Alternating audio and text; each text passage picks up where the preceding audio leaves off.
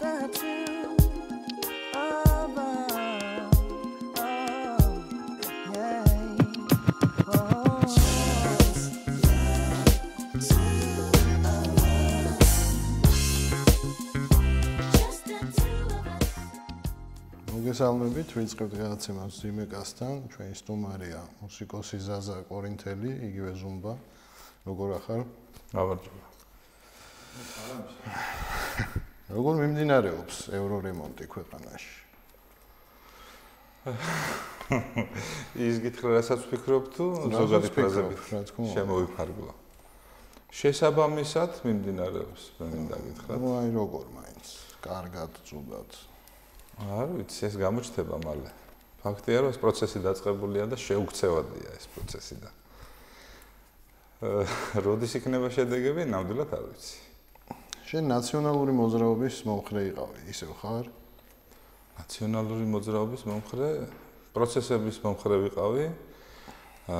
იმ რელსებზე შემდგარი ქვეყნის მომხრე ვიყავი, რომელსაც დასავლური ხარისხით თავისი კულტურული მემკვიდრეობის შენარჩუნებით უნდა და თავისი ცივილიზაციის, ასე ვთქვათ, გაგრძელება, შენარჩუნება, განვითარება და დღესაც იგივე ხაზზე ვარ ზუსტად. ანუ არ ამოუწურია ის რესურსი, რაც ჰქონდა. მე ვფიქრობ, რომ ეს დასაწყისია და ამას ალბათ წლები დაჭირდება კიდე და ქვეყანამ, რომელმაც მოიცალა და თავისი თავისუფლებისთვის ბევრი ნაბიჯი გადადგა, როგორც სოციალური, როგორც სუვერენული სახელმწიფო, როგორც ამ დიდი მძიმე ისტორიის ხვედრისა და მომავლისკენ სწრაფი, ასე ვთქვათ. ვფიქრობ, რომ ეს პროცესი გაგრძელდება და დიდხანს იქნება ამ გზაზე, იმიტომ რომ ესეთი რამეა ალბათ, რომ აი ამ გზაზე რა იყო მთავარი შეცდომები? შეცდომები იყო ალბათ ამბიციები. იყო არა პასუხისმგებლური დამოკიდებულებები რაღაცების მიმართ და ალბათ იყო ის, რომ ბოლო დროს მოხდა გათიშულობა ხალხთან. მიღწევები? მიღწევები ძალიან ბევრია.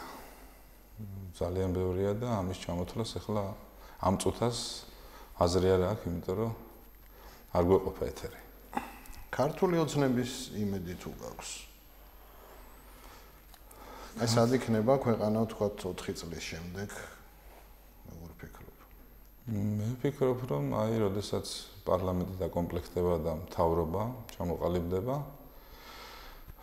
მე კიდე ერთხელ ცოტა დრო გავიდეს და მე კიდე მომიწვია ეთერში და გეტყვი პასუხს. და შენ როგორ ქვეყანაში გინდა რომ იცხოვრო?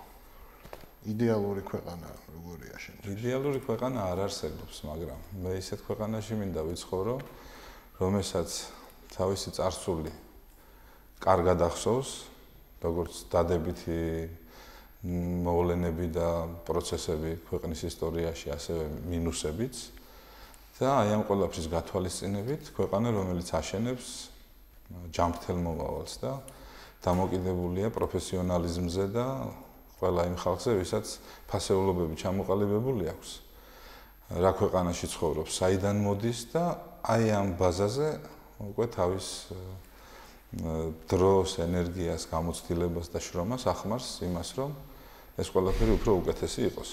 აი ესეთ ქვეყანაში მინდა მე ცხოვრება და ეგეც საზოგადოებაში. შენი საყვარელი მუსიკოსი ვინ არის? ძალიან რთული შეკითხვაა ეგ, იმიტომ რომ ერთი მუსიკოსი არ არსებობს. ჩემი საყვარელი. ნუ მაშინ აი ბავშვობაში პირველი მუსიკოსი ვინ იყო, ვინც შეგიყვარდა? იცი როგორ არის ეგ ამბავი? როგორც ქართული კულტურის მოამაგეს თუ მეკითხები და მოყვარულს, გეტყვი რომ ყველა ის ხალხი, ვინც დღემდე მოიტანა ის კულტურული მემკვიდრეობა, კონკრეტულად ფოლკლორზე ვისაუბრებ, სასიმღერო ფოლკლორზე, მუსიკალურ ფოლკლორზე. და იქ ძალიან ბევრი სახელი და გვარებია, ვინც დღემდე მოაღწია მათმა შემოქმედებამ და შეიძლება მათი სახელები დღეს არ ახსოვთ, მაგრამ არიან ესეთები, ძალიან ბევრი არიან. დედას ლევანა, თუნდაც ჩემი ბავშვობის დროს ჩემი ყველაზე დიდი მოსიყვარულე და მოამაგე ქართული სიმღერის ჰამლეტ გონაშვილი. ეს ამ დარგში. რაც შეეხება საერთაშორისო ფორმატს მუსიკისას. Რა თქმა უნდა, ბავშვობიდან დაიწყო როკით. Რა თქმა უნდა, დაიწყო სულ თავიდან, სკოლის ასაკიდან ბიტლსებით. მერე კახელი მუსიკის მცოდნეები როგორც ამბობენ ხოლმე, ჯერ იყო ბიტლსებიო, ზეპელინებიო, ფარფლები და მერე მაიდევენ რიგი გრუპებისაა, ხო იცი? ხო და მერე იყო ჯაზი ჩემ ცხოვრებაში, ბლუზი რა თქმა უნდა. და მერე ის თანამედროვე ექსპერიმენტები, რითაც დღემდე მოვიდა, ჯოზავინული მაგალითად. და არ მინდა ხა კონკრეტული სახელი დაგვარები რა. იმიტომ რომ 21 საუკუნის მუსიკოს მე ვფიქრობ რომ არ უნდა კონდეს საზღვარი არც ერთ ეპოქაში. მუსიკალური განათლება აქვს მიმდინარეობაში. მუსიკალური განათლება კლასიკური ქართული ცხოვრების მუსიკალურობიდან გამომდინარე არ მაქვს.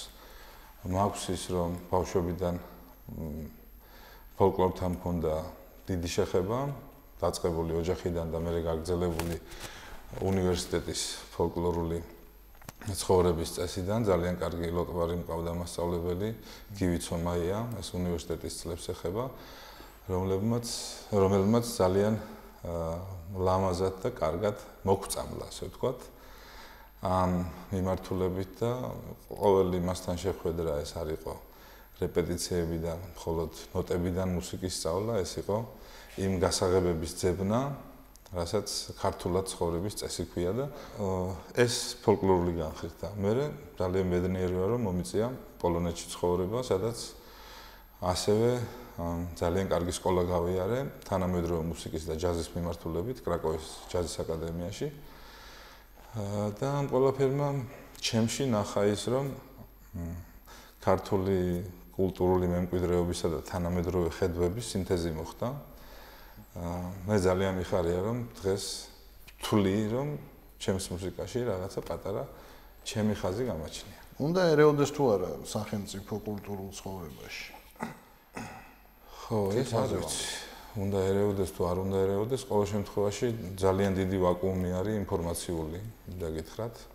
მე ვფიქრობ, რომ ძალიან ბევრი რამ აი ამ განხრით, განათლების განხრით, მუსიკალური განათლების განხრით, ყოფით ცხოვრებაში ცოტა შატალოზე ვიყავით რა, გარკვეული წლებიდან.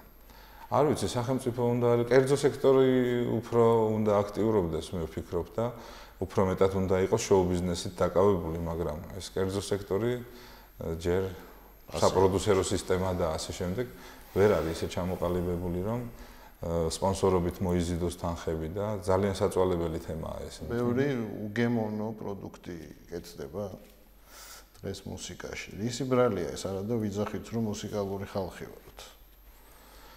უგემოვნო პროდუქტი, მე გეტყვით რომ პოპ მუსიკა საერთოდ არ გაგვაჩნია. რატო? დანარჩენ ანდერგრაუნდის მიმართულებებზე რაც არის როკ ცხოვრება თუ ჯაზი თუ თუნდაც ფოლკლორი სამწუხაროდ ეს ყველაფერი მე ვფიქრობ რომ დღემდე ანდერგრაუნდშივეა. ეს ვერ ამოვიდა ბოლომდე ზემოთ. რატო ვერ ამოდის? ძალიან რთულია, იმიტომ რომ იმ დროიდან მოყოლებული ძალიან ბევრი ანსამბლები იყო კარგი, ძალიან ბევრ კარგ საინტერესო პროექტებს ქმნიდნენ და სამწუხაროდ დიდმა პროცენტმა ამ შემოქმედებითმა დღემდე ვერ მოატანა. და რაც შეეხება ახალგაზრდებს, მე არავის არ მინდა შეურაცხყოფა მივაყენო, არც ვაკნინებ მათ, მაგრამ მე ვფიქრობ, რომ ძალიან ბევრი ახალი ანსამბლები არსებობენ, მაგრამ ისინი არსებობენ თავის გარაჟებში, ასე ვთქვათ. ქუჩაში რატო აღარ უკრავენ, როგორც შენ უკრავდი მაშინ? ქუჩაში უკრავენ ვიღაცები, მაგრამ ჩვენ დროს ქუჩაში დაკვრა უფრო მეტად მოტივირებული იყო შემოქმედებითი ხარისხის სიახლეების ძიებისკენ და თვითგადარჩენისკენ, იმიტომ რომ როცა ჩვენ ქუჩაში ვიყავით, მაშინ ქვეყანაში სამოქალაქო ომი იყო, აფხაზეთის ომი იყო და ასე შემდეგ მთელი ნაცრისფერი იყო მთელი ეს ყველაფერი ჩვენს ირგვლივ ცხოვრება და ეს იყო აქცია ჩვენი მხრიდან გამოხატულება იმისა, რომ ცოცხლები ვართ და იარაღის მაგივრად ჩვენ ინსტრუმენტები გვეჭირა ხელში. ეს იყო мотиваცია.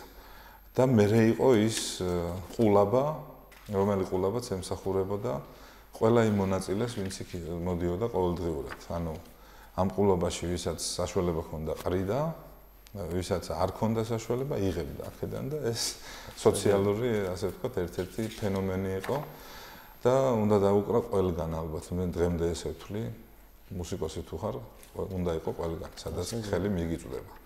ყველა სცენაზე. ახალი ანეკდოტი ხო არ იცი ქართული, ხალხური.